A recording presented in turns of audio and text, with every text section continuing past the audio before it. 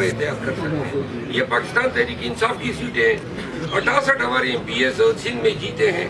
پھر M Q M نے ایک بھی سیٹ نہیں جیتا ہے کراچی حیدرآباد کے شہری علاقوں کے. وہ تمام نشستیں ہم جیت چکے ہیں. فارم 45 ہمارے پاس ہے. 5,000 4,000 ووٹ لیے ایم کیو ایم کے امیدواروں نے. انہوں نے ان کے آگے 76,000 اور 78,000 اور 1 لاکھ صرف فارم 47 کی چیٹنگ کے ذریعے. اب دوسری بات یہ ہے کہ پاکستان کے عوام کا مینڈیٹ ہے. نواز شریف جو ہے ابھی اس کی 46 سیٹیں نہیں تھی کہ وہ اسپیچ کرنے بیٹھ گئے. 46 سیٹوں سے یہ اس ایوان کا کون سا شخص جو ہے اور وہ 46 میں بھی اس کی جینوئن جو سیٹیں بنتی ہیں اس میں بھی 7 پہ ہمارے وزرات ہیں. 21 سیٹیں تھیں. 21 سیٹیں جیتنے والا شخص جو ہے کہتا ہے میں پرائم منسٹر ہوں. پاکستان پیپل پارٹی کو اگر ہم زیادہ بھی ہم پریمیم دے دیں ڈاؤٹ کا 16 سیٹیں انہوں نے جیتی ہیں تمام سیٹیں ملا کے. وہ کہہ رہے ہم نے 56 سیٹیں جیتی ہے. یہ سارے فارم 45 جو ہمیں ملے ہیں یہ شام تک اپلوڈ ہو چکے ہوں گے. پوری دنیا دیکھ سکتی ہے.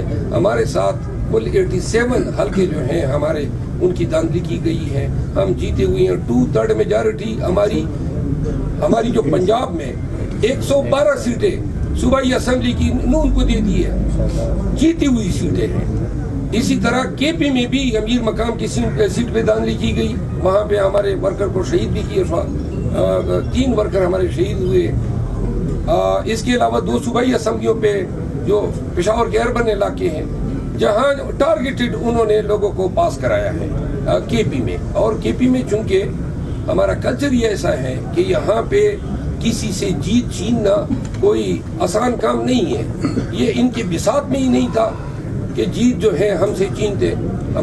آپ سب کی ہماری مثال پورے پاکستان کے سامنے ہے. اگر ہم نے جیتی ہے یہ سیٹ ہم نے اس میں محنت کی ہے. ورکر نے ووٹر نے ووٹ دیا ہے تو پھر ڈی آر او یا آر او ریٹرننگ آفیسر کی کیا مجال ہے. البتہ ایک چیز میں واضح کر دوں کے پی میں پولیس نے ہمارے ساتھ بہت زیادہ ظلم کیا اور اس میڈیا ٹاک کے ذریعے میں یہ وارن کر رہا ہوں کہ جہاں پہ بھی جس پولیس آفیسر نے غلط ایف آئی آر کی ہے ہمارے ورکرز کے خلاف اس تمام کا خمیازہ بھگتنا ہوگا آئی جی کے پی کو. آئی جی کے پی 3 آر پی اوز اور 7 ڈی پی اوز تیاری پکڑیں کہ وہ عنقریب جیل جا رہے ہیں.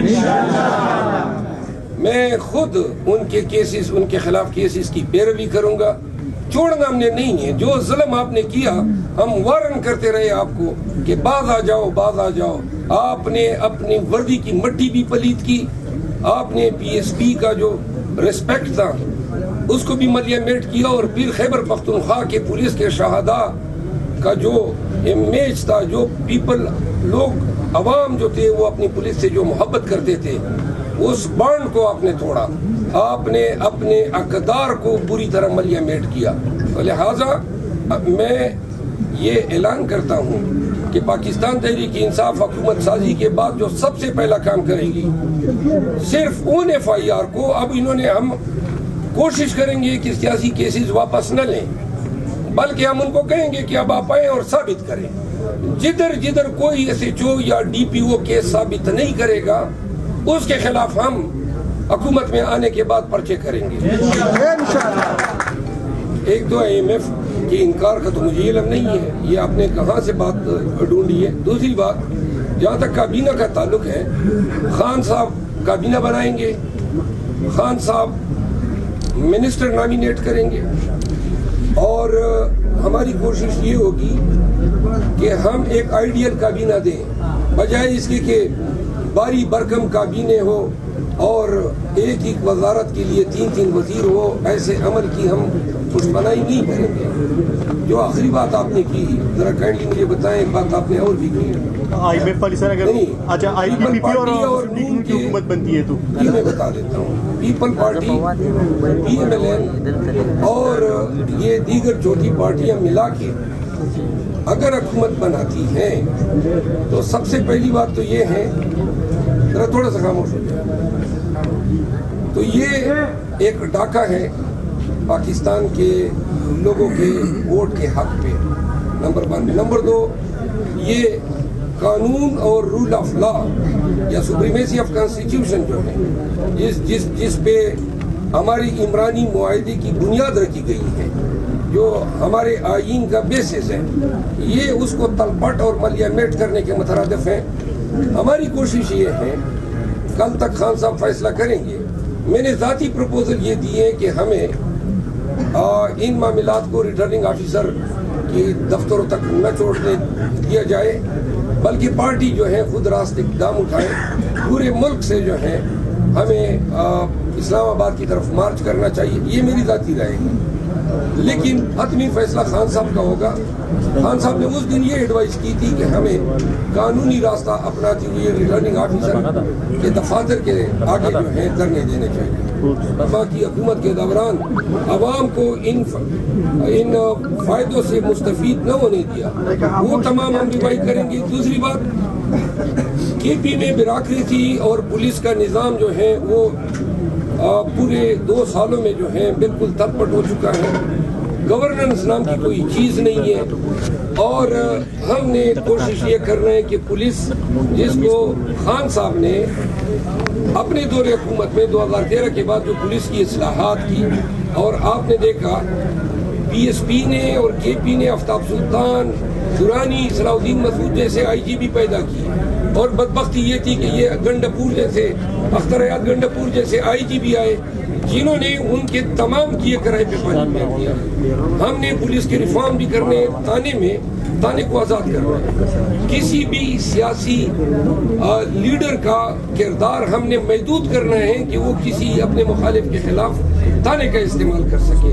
یہی رول آف لا ہے اور یہی ہم کرنے جا رہے ہیں۔ ایک چیز اور آپ کے وساطت سے، جمعیت علماء اسلام مولانا فضل الرحمان میرے خلاف گزشتہ چند دنوں سے ایک خود ساختہ ٹویٹ پہ میرے خلاف پروپیگنڈا کر رہی ہیں۔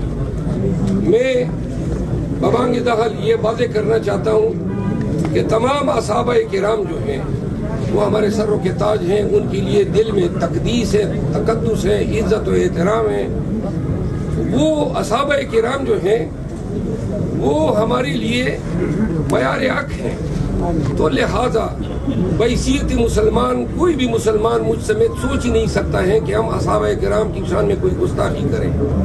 جمعیت علماء اسلام کے جو امیر ہیں مولانا فضل الرحمان، انہوں نے ان کو شکست فاش سے ہم نے دوچار کیا۔ لکی مروت میں اس کے بیٹے کو ہرایا، ٹانگ میں اس کے بیٹے کو ہرایا، اور خود اس کو ہزیمت اٹھانی پڑی ڈیرہ اسماعیل خان میں، جس کے بعد انہوں نے یہ مذہبی منافرت پھیلانے کے لیے ایک خود ساختہ ٹویٹ جو ہے اس کو جواز بنا کے اپنی طرف سے کچھ لوگوں کو مفتی بتا کے انہوں نے ویڈیو اپلوڈ کی اور یہ بتانا شروع کیا گویا کوئی گستاخی ہوئی ہے۔ سب سے پہلی بات یہ ہے، فتوے کے لیے بھی ضروری ہے، اور یہ کس طرح کے مفتی ہیں؟ کسی ایک مفتی نے مجھ سے رجوع ہی نہیں کیا، کنفرم ہی نہیں کیا۔ دوسری بات یہ ہے کہ اس دور میں آئندہ کے لیے بھی اس دن فروش مولوی سے یہ امید ضرور کی جا سکتی ہے کہ یہ پھر بھی اپنی ہزیمت اور شکست کا بدلہ لینے کے لیے اس طرح کے اونچے اور گھٹیا کھنڈے استعمال کرے۔